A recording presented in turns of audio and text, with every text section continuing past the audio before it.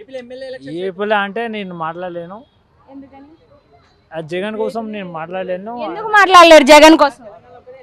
ఆయన మాట్లాడే తడిక వేరు, అంటే ఆయన మాట తీరు వేరు. ఆయన ఒక్కోటి మాట్లాడతాడు. వాళ్ళ డాడీని అంత సీక్ చేసిందే ఆయననే. ఆయన సీక్ చేసిందే ఆయన వల్లనే వాళ్ళ డాడీ అయిపోయిండు. ఇప్పుడు ఏపీ తెలంగాణ సపరేట్ ఎందుకు అయిందంటే ఆయన వల్లనే. ఎందుకు ఇప్పుడు రాజకీయంలో పాలిటిక్స్లో రావాలంటేనే అది చేయాలి. ఇప్పుడు వాళ్ళ డాడీని సపరేట్ చేయాలి. ఇప్పుడు వాళ్ళ డాడీ ఈయన పాలిటిక్స్ ఎక్కాలంటే ఆయన రావాల్సింది. ఆయన రాకుండా అయితే ఈయన లేడు కదా. అంటే ఆయన ఎలక్షన్స్ లో అంటే పాలిటిక్స్ లోకి ఎంటర్ అవడం కోసం తండ్రిని చంపేశారని అంటున్నారా? తండ్రిని చంపేశారని కాదు, ఆయన జిందగీ అది. ఇప్పుడు ఈ జగన్ ఏం చేశారు? ఇప్పుడు చెప్పిన అన్నీ చేసిండా?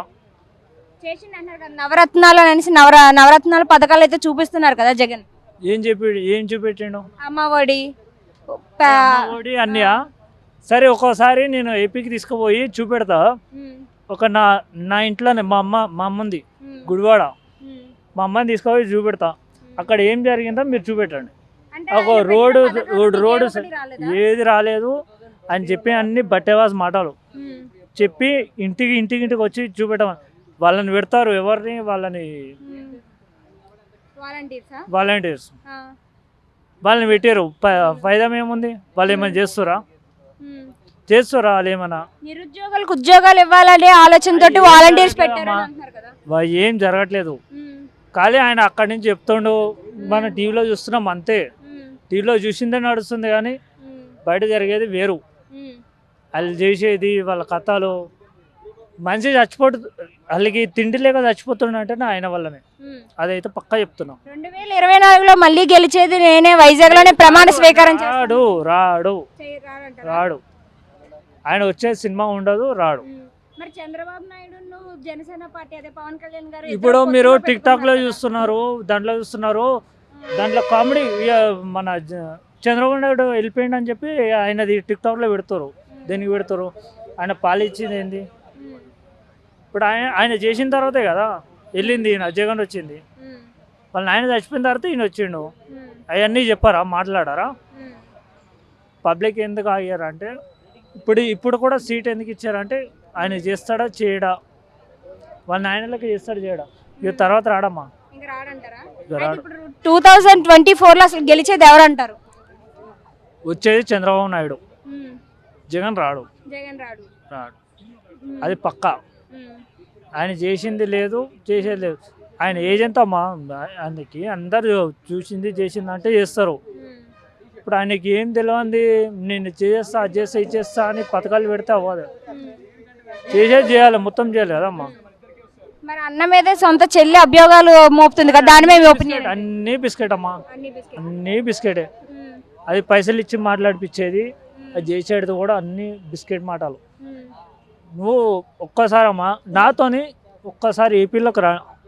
నాతోని కెమెరా వాళ్ళకి మేము రికార్డ్ చేయడం కూడా కాదు, కెమెరా తీసుకొని సైలెంట్గా వచ్చి మనుషులకి ఎట్లా ఉంది, పేదోళ్ళ పరిస్థితి ఏంది, పేదోళ్ళు ఏం బాధపడతారు.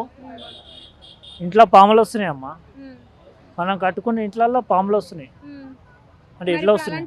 మీరు ఎక్కడ కంప్లైంట్ ఇవ్వలేదా? మరి చేత పథకము, అవి పథకం, ఇది పథకం అంటాము, అది చేయడం ఇది చేయడం కానీ జరిగేది ఏం జరుగుతుంది? ఆడ జరుగుతున్నాయా? ఏమైనా జరిగితే మనం మాట్లాడవచ్చు. జరిగే విషయం కూడా అలాగే చెప్తున్నా అమ్మా. ఫస్ట్ నెంబర్ 1 వేస్ట్ అంటే జగన్. నెంబర్ 1 వేస్ట్ అంటేనే జగన్. మాట్లాడేది ఒకటి, చేసేది ఒకటి. వాళ్ళ నాయన కానీ మంచిగా ఉన్నాడు కానీ ఈ వాళ్ళకి ఈయన చేసేదే బేకార్ అంటే బేకార్. First of all waste fellow. మన ఏపీలో మొత్తం వేస్ట్ ఫెలో అంటే ఆయన. అది పక్కా చెప్తానమ్మా. రాడు రానియరు కూడా. ఏపీలో రానియడు. మన చంద్రబాబు నాయుడు వస్తాడు కానీ ఈయన అయితే జగన్ అయితే రానియడు కూడా. గుంజి కొడతారు. మళ్ళీ బయటకు వచ్చిండంటే గుంజి కొడతారు. చేసే తడక లేదు, ఏది లేదు, ఆ పాలన లేదు, ఏది లేదు. చేసే కథలన్నీ ఒకటి, చెప్పే మాటలన్నీ ఒకటి. మరి చంద్రబాబు నాయుడు గారికి అదేవిధంగా జగన్మోహన్ రెడ్డి గారి మధ్య తేడా అంటే ఏం చెప్తారండి? హైదరాబాద్ని ఎవరు అభివృద్ధి చేశారండి? చంద్రబాబు నాయుడు గారే కదా. 10 సంవత్సరాలు చేశాడు. తర్వాత దాన్ని కంటిన్యూషన్ చేసుకుంటూ రాజశేఖర రెడ్డి గారు వచ్చారు, తర్వాత కేసీఆర్ గారు వచ్చారు, ఇప్పుడు రేవంత్ రెడ్డి గారు వచ్చారు. సో ఎవరు దాన్ని చెడగొట్టలే, ఇంప్రూవ్మెంట్ చేసుకుంటూ వెళ్ళారు. కానీ అక్కడ ఇంప్రూవ్మెంట్ వేయాలి, మనం అందరం చూస్తున్నాం కదా ఇంప్రూవ్మెంట్. అక్కడ ఇంప్రూవ్మెంట్ లేదు. సో మరి జగన్ గారు ఏమంటున్నారంటే నేను ఒకవైపు ఉన్నాను, మిగతా పార్టీస్ ఒకవైపు ఉన్నాయి, మీరు గెలవాలనుకుంటున్నారు కదా. సింహం సింగిలేనండి, సింహం సింగిల్గానే వచ్చిందని చెప్తారు. కానీ ఓట్లు కదా కావాల్సింది, ఓట్లు ఎవరు వేస్తే వాళ్ళు గెలుస్తారు. సో నా ఫీలింగ్ ఏంటంటే నాకున్న సమాచారం ప్రకారం టీడీపీ వస్తుంది. 170 సీట్స్ 175 అదే 175 సీట్స్కి 175 ఖచ్చితంగా మేమే కొడతాము, మేమే గెలుస్తామని అంటున్నారు కదా. ఎవరు అభిప్రాయం వాళ్ళండి. నేను వస్తాం అనుకుంటాను, రావు. నేను జనంలో ఉన్నాను కాబట్టి నాకు తెలుసు. నేను వస్తే 30-35. ఇంకొక విషయం ఏంటంటే జగన్ గారు కనుక ఈ కేసులు చంద్రబాబు నాయుడు గారి వైఫ్ గురించి మాట్లాడకుండా కనుక కామ్గా ఉంటే 80 సీట్లన్నా వచ్చాయి. సో ఇప్పుడు లేడీస్ గురించి అమ్మనాబూతులు తిట్టడం వాటి గురించి వచ్చేటప్పటికి మైనస్ పోయింది. సో నేను ఆ 35 మ్యాక్సిమం 40 సీట్లు వస్తాయి అనుకుంటున్నాను. చంద్రబాబు నాయుడు గారు. నెక్స్ట్ ఆంధ్రాలో ఏ పార్టీ గెలిచిద్ది అనుకుంటున్నారు?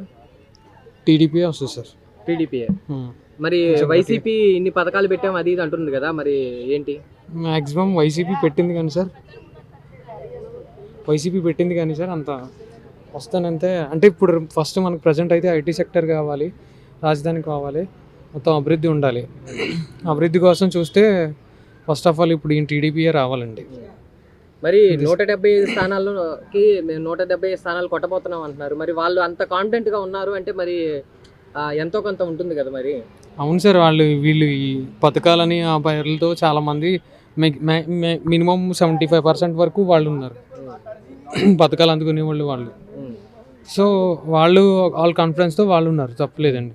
2024లో గెలిచేది నేనే, మళ్ళీ వైజాగ్లోనే ప్రమాణ స్వీకారం చేస్తాను, గతంలో అంటే చేయలేకపోయినా ఇప్పుడైనా సరే వైజాగ్లో ఖచ్చితంగా ప్రమాణ స్వీకారం చేస్తాను, దీనిపై మీ ఒపీనియన్ ఏంటి అసలు? అంటే ఆయన వస్తారని ఆయన కాన్ఫిడెన్స్గా ఉన్నారు, కానీ ఇప్పుడు రావాలనేది టీడీపీ వస్తారు. ఇప్పుడు చంద్రబాబు నాయుడు పవన్ కళ్యాణ్ పొత్తులు పెట్టుకోవడం వల్ల దీనిపై మీ అభిప్రాయం ఏంటి? అంటే ఇది మంచిదే అంటారా, లేకుంటే అలా కాకుండా విడివిడిగా పోరాటం చేయడం వల్ల గెలుస్తారంటారా? ఏం లేదు మేడం, మామూలుగా అయితే వాళ్ళిద్దరు కలిపే చేస్తారండి పోటీ. నేను అనుకుంటాం అయితే ఇద్దరు కలిపే చేస్తారు. మరి చంద్రబాబు నాయుడు గారికి అదేవిధంగా జగన్మోహన్ రెడ్డి గారి మధ్య తేడా అంటే ఏం చెప్తారండి? హైదరాబాద్ని ఎవరు అభివృద్ధి చేశారండి? చంద్రబాబు నాయుడు గారే కదా. 10 సంవత్సరాలు చేశాడు. తర్వాత దాన్ని కంటిన్యూషన్ చేసుకుంటూ రాజశేఖర రెడ్డి గారు వచ్చారు, తర్వాత కేసీఆర్ గారు వచ్చారు, ఇప్పుడు రేవంత్ రెడ్డి గారు వచ్చారు. సో ఎవరు దాన్ని చెడగొట్టలే, ఇంప్రూవ్మెంట్ చేసుకుంటూ వెళ్ళారు. కానీ అక్కడ ఇంప్రూవ్మెంట్ వేయాలి, మనం అందరం చూస్తున్నాం కదా ఇంప్రూవ్మెంట్. అక్కడ ఇంప్రూవ్మెంట్ లేదు. సో మరి జగన్ గారు ఏమంటున్నారంటే నేను ఒకవైపు ఉన్నాను, మిగతా పార్టీస్ ఒకవైపు ఉన్నాయి, మీరు గెలవాలనుకుంటున్నారు కదా. సింహం సింగిలేనండి, సింహం సింగిల్గానే వచ్చిందని చెప్తారు. కానీ ఓట్లు కదా కావాల్సింది, ఓట్లు ఎవరు వేస్తే వాళ్ళు గెలుస్తారు. సో నా ఫీలింగ్ ఏంటంటే నాకున్న సమాచారం ప్రకారం టీడీపీ వస్తుంది. 170 సీట్స్ 175 అదే 175 సీట్స్కి 175 ఖచ్చితంగా మేమే కొడతాము, మేమే గెలుస్తామని అంటున్నారు కదా. ఎవరు అభిప్రాయం వాళ్ళండి. నేను వస్తాం అనుకుంటాను, రావు. నేను జనంలో ఉన్నాను కాబట్టి నాకు తెలుసు. నేను వస్తే 30-35. ఇంకొక విషయం ఏంటంటే జగన్ గారు కనుక ఈ కేసులు చంద్రబాబు నాయుడు గారి వైఫ్ గురించి మాట్లాడకుండా కనుక కామ్గా ఉంటే 80 సీట్లన్నా వచ్చాయి. సో ఇప్పుడు లేడీస్ గురించి అమ్మనాబూతులు తిట్టడం వాటి గురించి వచ్చేటప్పటికి మైనస్ పోయింది. సో నేను ఆ 35 మ్యాక్సిమం 40 సీట్లు వస్తాయి అనుకుంటున్నాను. నెక్స్ట్ చంద్రబాబు నాయుడు గారు.